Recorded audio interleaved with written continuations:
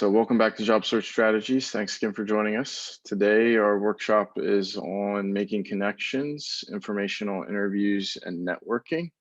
And I'm joined by my colleague, Dr. Chris Smith.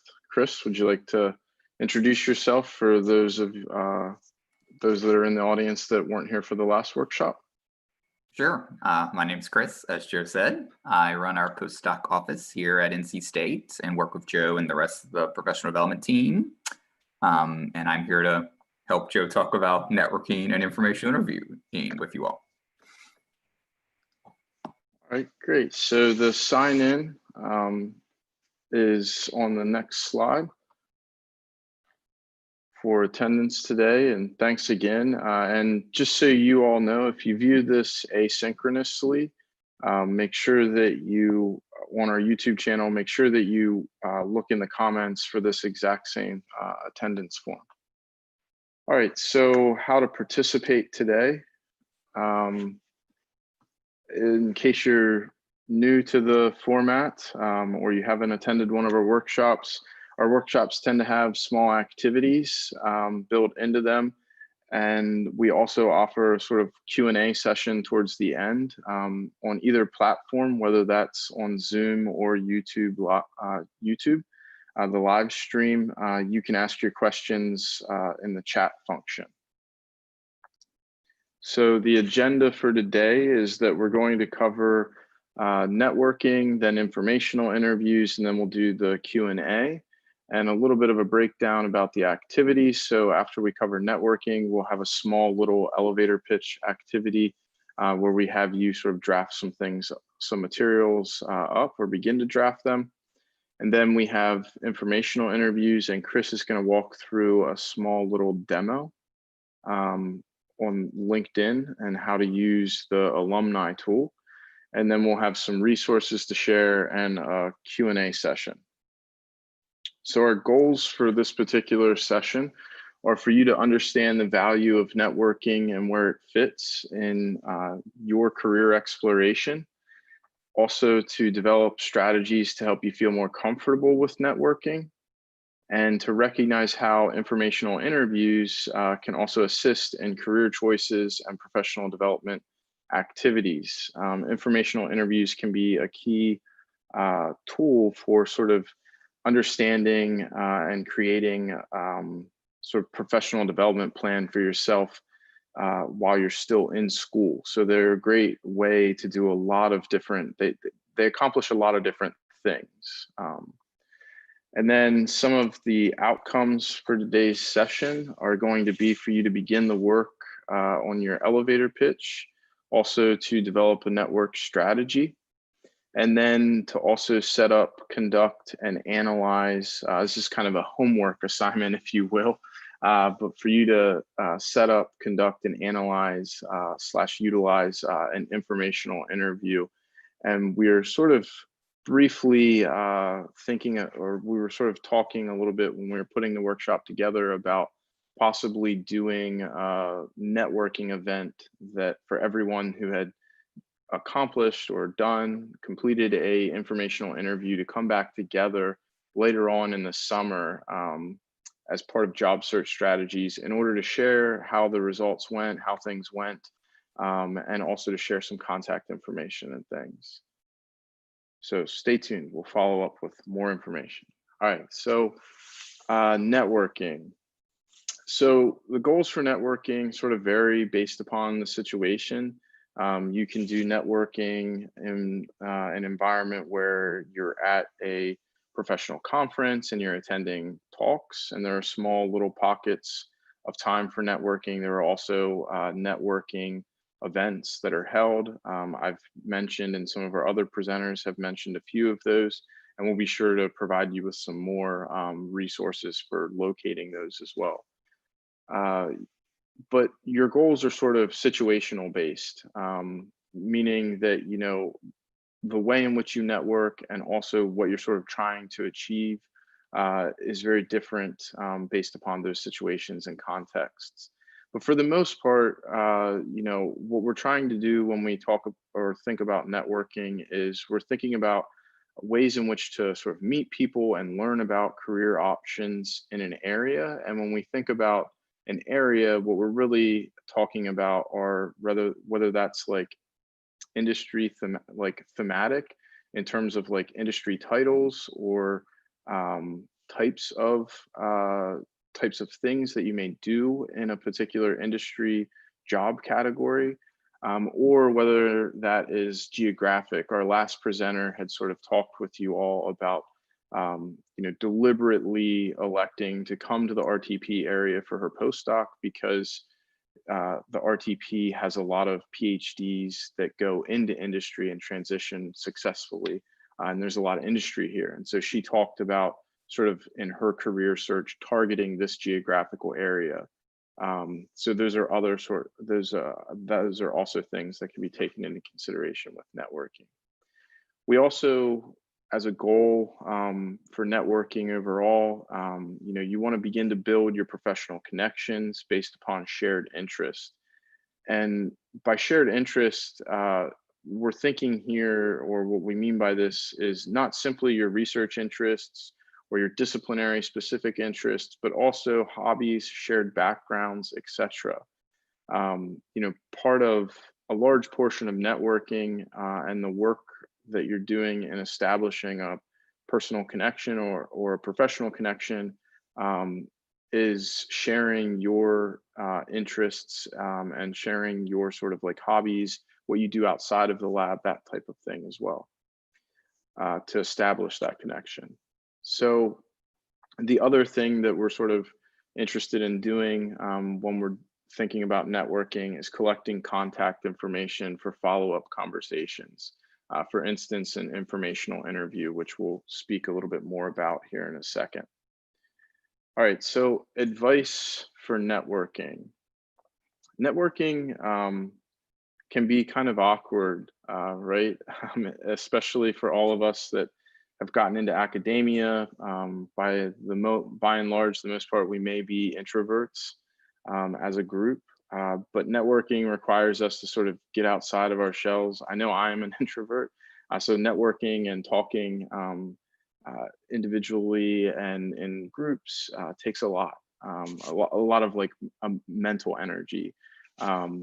But advice, I think it's important. I wanted to sort of leave you all with some practical tips for where to begin and some practical advice on how to begin networking so that you could think about and reflect on developing your own strategy for it.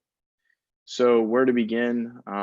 You can always begin networking with either sort of two approach here, an opening question or a sort of opening statement. Hi, my name is, nice to meet you. And then you can flow into a question. Are you working on anything exciting at the moment? Again, more situational based openings can be, what did you think of the talk or the program if you're at a conference? And also you sort of have, your opening statement that you can begin with. I'm currently working on, my research focuses on, and I'm hoping to leverage my professional degree to do X, Y, or Z, so that they have some context. Chris, can you think of anything that you would like to add in terms of like advice for networking? So that first question about, are you working on anything exciting? I learned about this from a podcast I listened to. I think we often ask like, so what do you do? Or like, where do you work? But that question could potentially be perceived as could like negatively affect someone's self-esteem if they're like in between jobs, right? So like we're more than our job. So like by having a question like, are you working on anything exciting? It kind of leaves open the opportunity for someone to talk about a side hobby if they like identify with that more than their career, right? So someone might in their day job, I don't know, be an actuary, but what they're really excited about is writing, I don't know, young adult fiction, and that's what they really want to talk about. So I think having a question that's less about their job and more about what they enjoy doing will help you learn more about what people's real passions are. So that's a little tidbit of advice I have for people. I know it's hard to not say like, so what do you do? Or what's your job? But that could be alienating if people are like in between jobs and they'd say, oh, well, currently I'm, and then it's kind of like awkward. So that's my little piece Yeah, of no, it. no, absolutely. I think that when we think about networking, some of our advice, even moving forward, is how to avoid those awkward situations, right? Where you alienate the person without really trying to alienate them. Um, and I think more to your point, Chris. So in this first activity, what we're going to do is, uh, so as you listen to me sort of talk about the activity, go ahead and begin to work on drafting your elevator pitch. So what we're going to do is draft an elevator pitch. So we're looking for like maybe 30 seconds here. Some things that I tend to talk about, and Chris, more to your point here, is or think about when I'm putting together elevator pitches or working with trainees on elevator pitches, is that it's all about making a personal connection. Keep that in mind. Yes, this is a professional setting, but you want to, the way that I think about like the rhetorical situation here and your goals are, I want you to figure out a way to sort of put your personal narrative and your research narrative together. Um, so answer the question when you draft this like elevator pitch. Why do you do the research that you do? Like, what really drives you? What drove you to do that research? Right. So what I mean here is that if you're a polymer scientist who works on a problem X, Y, or Z, um, the end of your elevator pitch may say, and the reason, I work on these things, I work on projects X, Y, and Z, and I'm very passionate about them because I think chemistry can help us solve social issues that we're currently dealing with, or chemistry can help us with sustainability issues, or can help solve larger global crisis. So that's sort of like what I'm thinking about when I'm talking about like putting together the sort of research narrative and the personal narrative. It's all about when you put these pitches together, allowing them to engage, allowing the audience to engage with you, giving them multiple points of engagement. So, if I said like I study, mid, early modern literature, 17th century poetry, specifically John Donne's satires and John Milton's polemical works, that's even in even amongst literature faculty, that's like wildly specific, super narrow, and it really doesn't allow too many. If there's someone else that studies a different time period, doesn't really let them provide them with any way of engaging in my work, if that makes sense. So we're going to give everyone, so what we'd like to do with the activity is we're going to give you about 2 minutes, 2-3 minutes here. Hopefully you've already been working as I've been sort of going along here talking. Give you 2 minutes, 2 to 3 minutes to put together your pitch, your elevator pitch. And then we're going to, bear with us, we're going to attempt to put you into breakout rooms to then work on practicing your elevator pitch. So I see in the questions we have like, what is an elevator pitch? So the elevator pitch is sort of like your introduction of yourself. So hopefully that activity, you got to meet at least a few people. Chris, how'd that go in the rooms? All right. Yeah, I mean, one thing we talked about in our room toward the end was, the whole point of this pitch / introduction of yourself is to get across what you want to get across to these people you're talking to, right? Yeah. So you might even end it with whatever your goals are, right? Like, and I'm here because I'm really excited about careers in biotech, right? Or whatever. So that then maybe that leads them to like interject what they know about that thing. So it's sort of about what your goal from the exchange is as an attendee. If that makes sense. To like lead people to what you're trying to get from the exchange. Perfect. Well, first of all, thank you so much for bearing with us and letting us give the breakout rooms a little bit of a test drive here in job search strategies. and we will welcome any feedback on how we can make that a little bit easier. I got some messages from some folks. It's difficult if you're on a different device. That's good to know. So, all right, moving forward. So advice for networking, sort of continuing. So once you've introduced yourself and you're over that, the elevator pitch, the initial introduction, the question then is like, the volley, right? This is how dialogue and dialogue works. And so really what we're sort of thinking about here and what I'm sort of calling the volley is, they return or they respond. And so you're sort of thinking about, whether you ask them a question, whether you move the conversation in a more personal direction. And so a couple of things, Chris and I were talking about this a little bit as we were putting the workshop together. You know, as you're sort of responding to them, it's important to sort of read body language. It's important to sort of get a sense of like their answer and how you might, again, as Chris pointed out, direct conversation. You know, maybe your pitch ends with you're interested in biotech, and it's pretty clear that they're not interested in biotech, and you don't want to just that doesn't mean you have to turn around and just walk away from them, right? You can still engage, you can still learn, you can still have a conversation. And I think like one way of continuing that conversation is to ask them about other teams and units of people that they collaborate or that they work with in their role. Or you can sort of, if their sort of response to your introduction or to the conversation is that you want to, you feel comfortable moving it in a more personal direction, you might ask them what they do outside of the lab or the company for fun.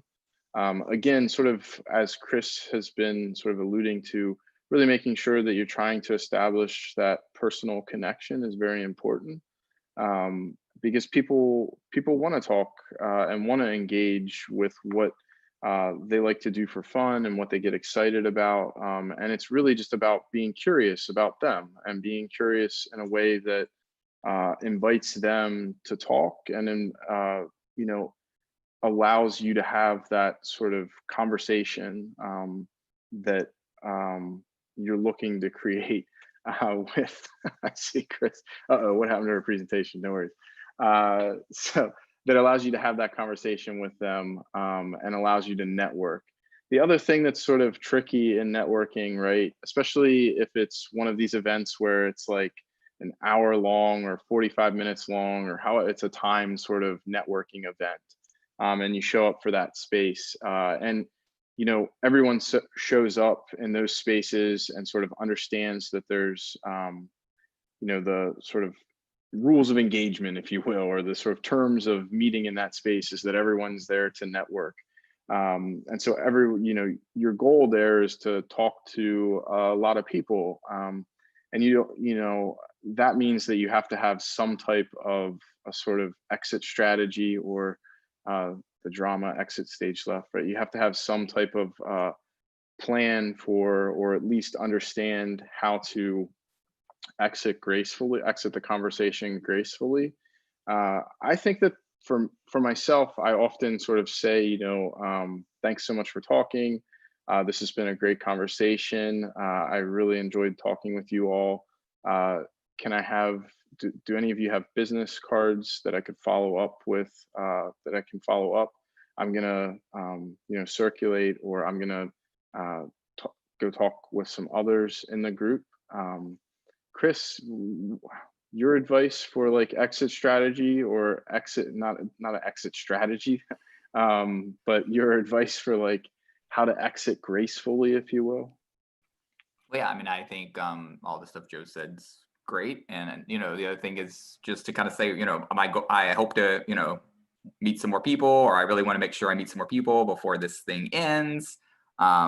So maybe we can follow up, down the line, and again, exchange contact info. So kind of using the goal of I want to meet some more people before the event ends is a good way to kind of get out of the conversation. Because, some people are talkers, and if you don't Yes. interject, they will talk for you for 30 minutes, which is fine if it's going well.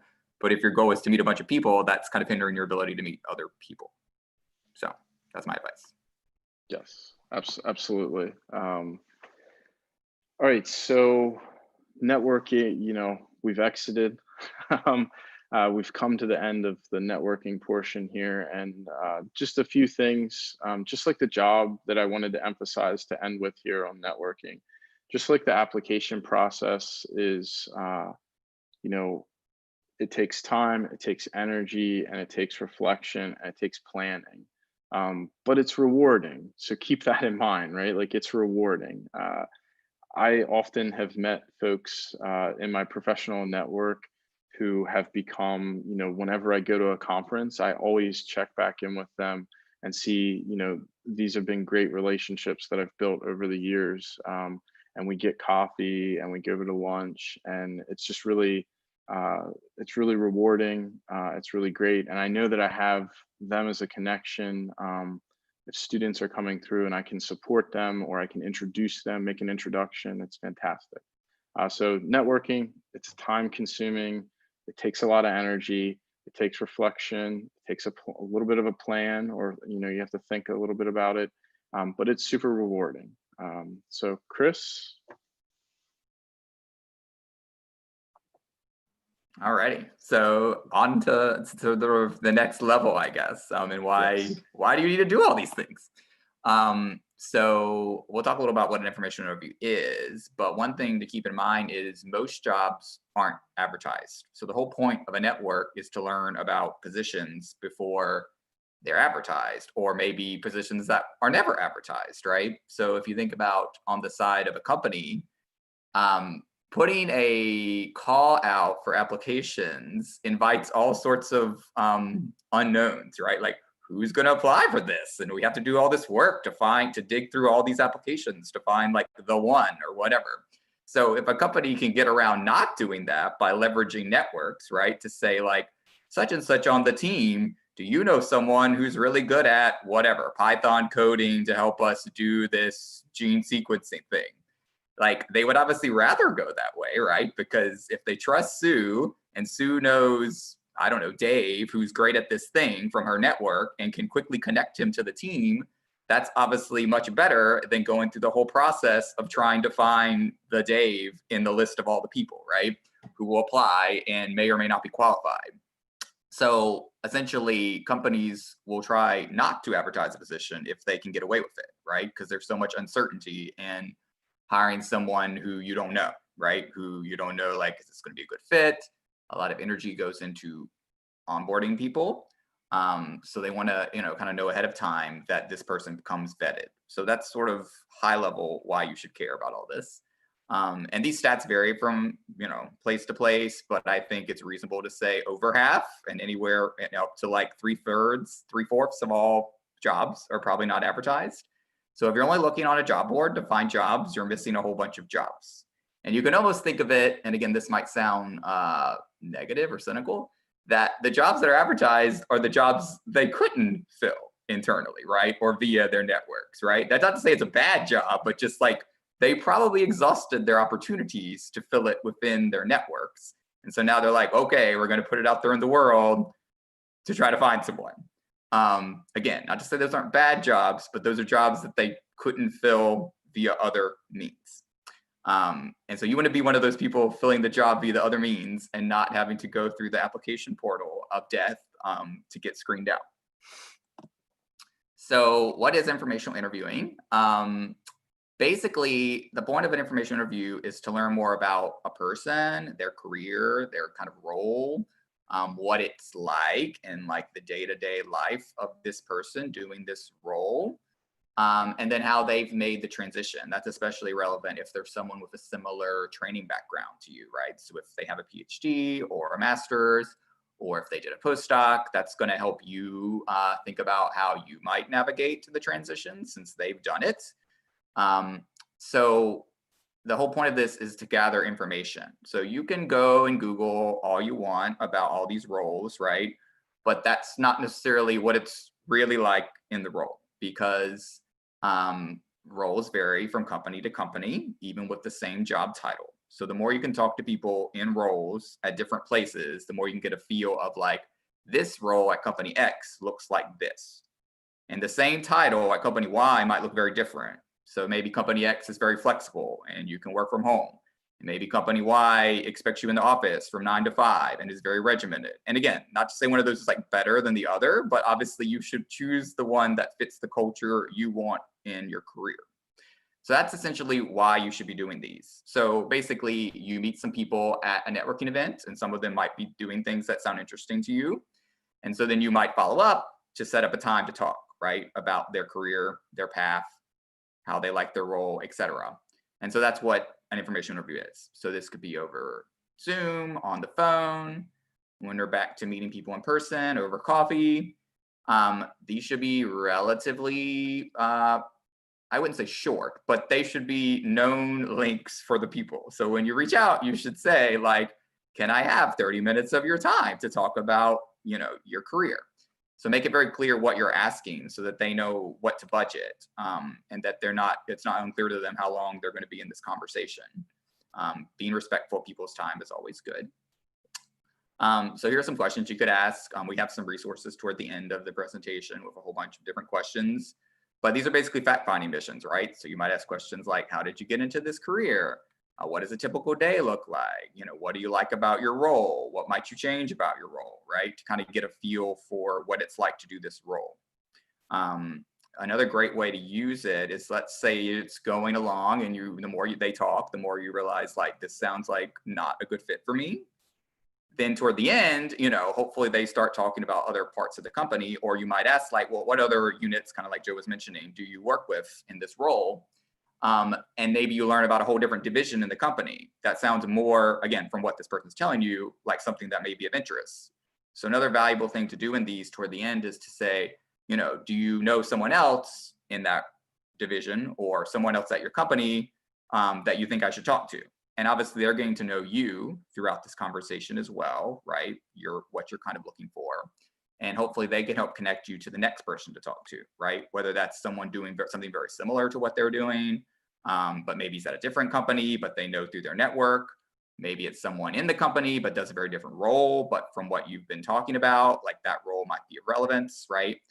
And having this person connect you to the next person makes it much easier for that connection to happen, right? Because this person knows the person they're connecting you with.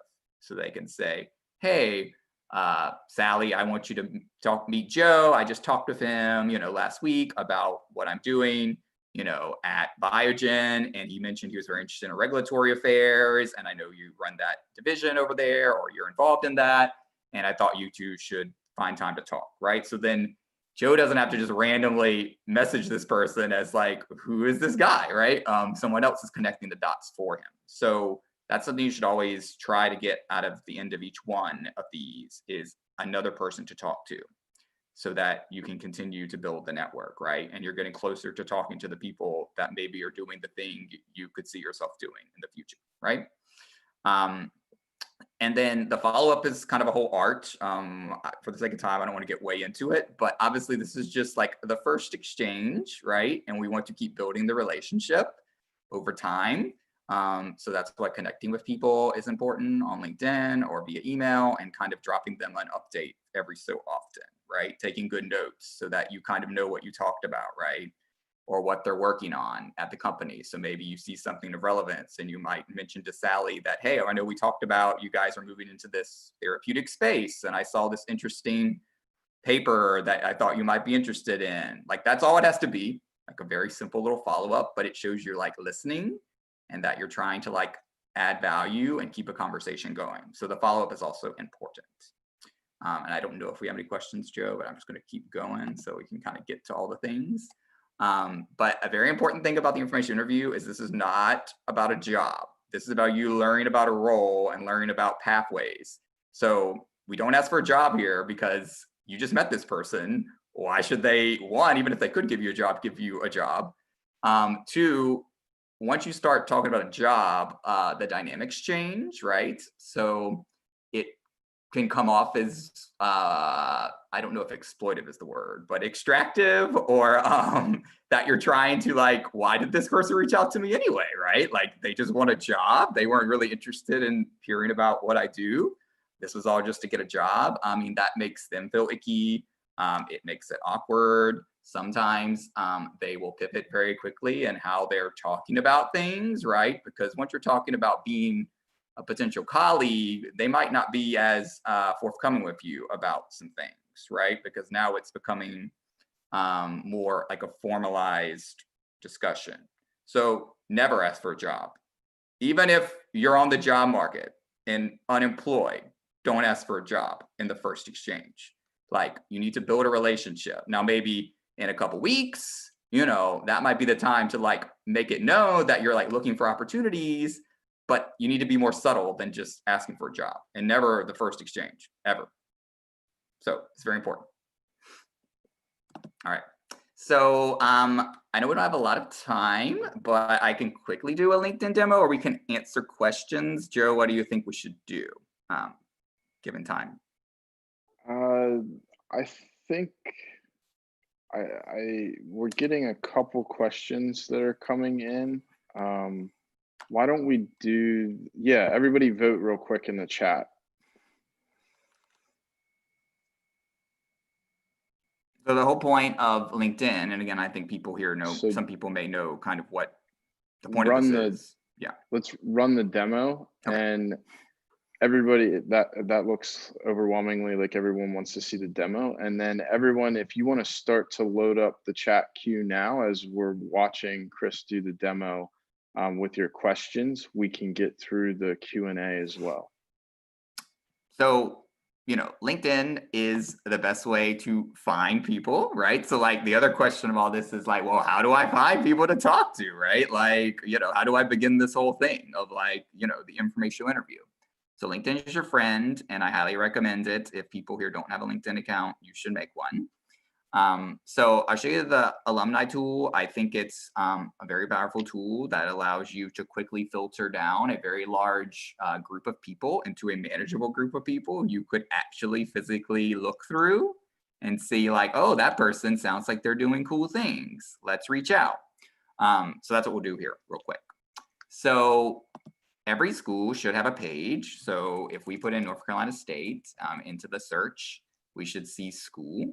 So you always want to go to the school page, not any other derivative.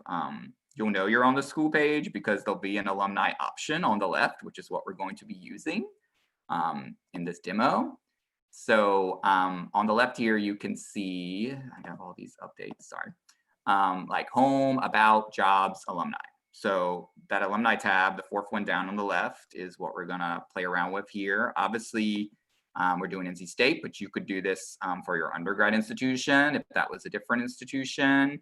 If you're currently a postdoc and you did your PhD somewhere else, you could use that institution. So use all of your potential connections to do this.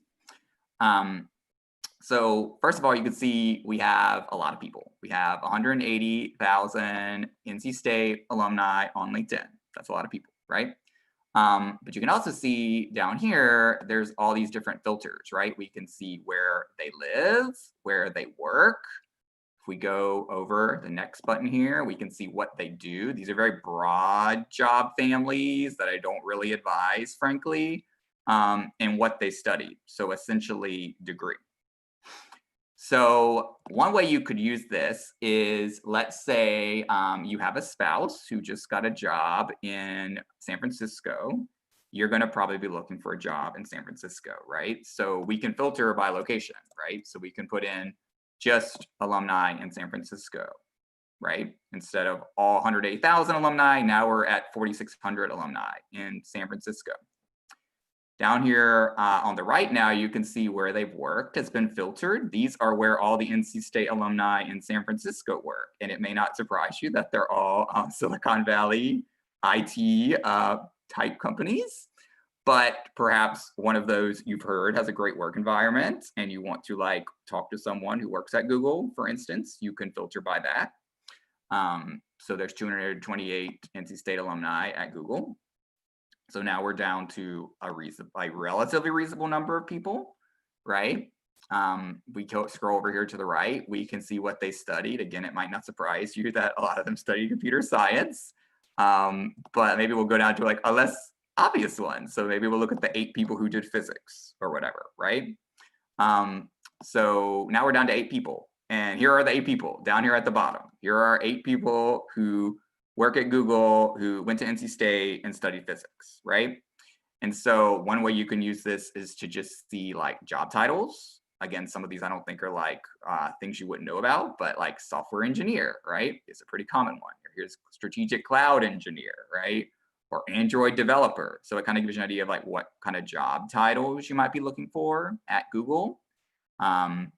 And then possibly, again, you could click on some of these people to see more about their path, right? So do they have a bachelor's in physics? Did they do a master's in physics, PhD, etc.? The other cool thing is you can leverage your shared connections here. So it'll show you if you have shared connections with these people, right? So I don't know Jan Wang, personally, but 3 of my connections know him. So that you could use that to make an introduction. Even if you don't have a shared connection, you have a shared experience and that you're training at NC State and they trained at NC State, right? So the power of the alumni tool is the outreach is always possible. Now they may not respond, but your like intro message might be, Jan, I see you got your physics degree at NC State and whatever, and now work at Google. I'm currently a physics grad student and very interested in careers, at Google, and would love to find time to talk to you about your role as a software engineer at Google, right? So you kind of played the NC State connection, and you kind of made it clear how you found him, right? And I think people are more likely to respond if they kind of know where you're coming from. And again, if they kind of see that, oh, well, this person was maybe like me 10 years ago or 5 years ago, right? Like they're looking to transition and I've transitioned. So I think the fact that I would use the alumni connection quite a bit when you're reaching out. And that's why doing this, using this tool is very helpful. The other thing you can do in here is put in terms up here at the top. So we're kind of super filtered. So I'm going to turn off a few just so we're not like killing ourselves with like no options. But you could literally put PhD in here and see, are there any physics PhDs in the San Francisco Bay Area, right? 38 came up, right? This is where they work. So Google, Cyclotron Road, which I don't even know what that is, but we could look into it. A National Accelerator, Waymo, etc. Right? So the other way you can play this is you may not have a clue what Function does, but clearly it's a thing and people work there. So you might do some digging to figure out like, what is that company? What are they doing? And then you could reach out to that person because it may be of interest to you after you do some homework. So it's a super powerful tool, highly recommend it. I know it's 2:30, so I'm gonna stop talking and take questions. Thank you, everyone. I really appreciate you all sticking with us for the little bit of extra time that this particular job search strategy session ran. I really appreciate the feedback from everybody on the breakout rooms. We will be sure in the future to let you know in advance that we're going to have breakout rooms and that you may want to think about your surroundings if we're going to ask you and invite you to turn your cameras on. Really appreciate everybody tuning in. Thanks so much, Chris, for helping out with the informational interview side of things here. And thanks, everyone. We will see you on Monday, I believe, is the next job search strategy. So thanks again, everyone. Take care and see you all next week.